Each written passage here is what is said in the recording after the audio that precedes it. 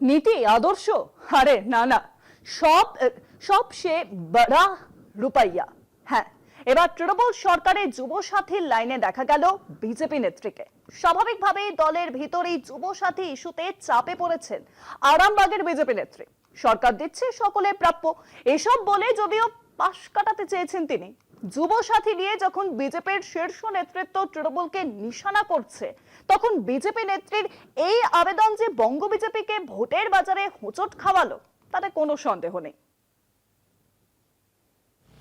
শহর থেকে জেলা, যুবসাথীর ফর্ম ফিল আপের লাইন নজর কাড়া। এবার সেই কয়েক হাজার ভিড়ে দেখা গেল এক বিজেপি নেতাকেও। যুবসাথীর লাইনে বিজেপি। রাজ্য সরকারের নতুন প্রকল্প যুবসাথীর ফর্ম ফিল আপের লাইনে দেখা গেল বিজেপি নেত্রীকে। শুধু ফর্ম পূরণ করে জমা দেওয়াই নয়, এই প্রকল্প চালুর জন্য মুখ্যমন্ত্রীকে সাধুবাদ ও প্রশংসাও শোনা গেল বিজেপি নেত্রীর মুখে। গোঘাট ২ নম্বর ব্লক অফিসে দেখা গেল এমনই ছবি। আরামবাগ টাউন মহিলা মোর্চার কনভেনার সুদেশনা অধিকারী মহন্ত যুবসাথীর ফর্ম ফিল আপ করে জমা দিয়েছেন।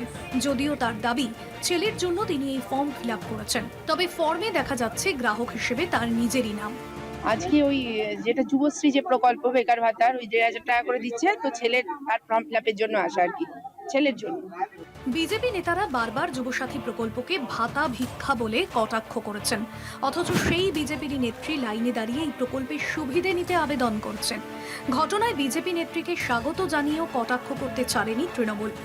এটাই তো বাংলার মুখ্যমন্ত্রী মমতা বন্দ্যোপাধ্যায়, মানবিক মুখ্যমন্ত্রী যাকে আমরা বলি, যে যিনি যে প্রকল্পটা আনেন সেটা শুধুমাত্র সাধারণ মানুষের জন্য বলবো না, সর্বস্তরের মানুষের জন্য।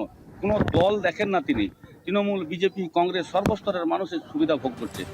লক্ষ্মীর ভান্ডার থেকে কন্যাশ্রী, রূপশ্রী, রাজ্য সরকারের যে কোনো প্রকল্পই রাজনীতির ঊর্ধ্বে, এই দাবি বরাবর করে শাসক দল তৃণমূল কংগ্রেস। এখন যুবশ্রী প্রকল্পেও দেখা গেল সেই একই ছবি। গোঘাট থেকে দীপাঞ্জন রায়ের রিপোর্ট, কলকাতা টিভি।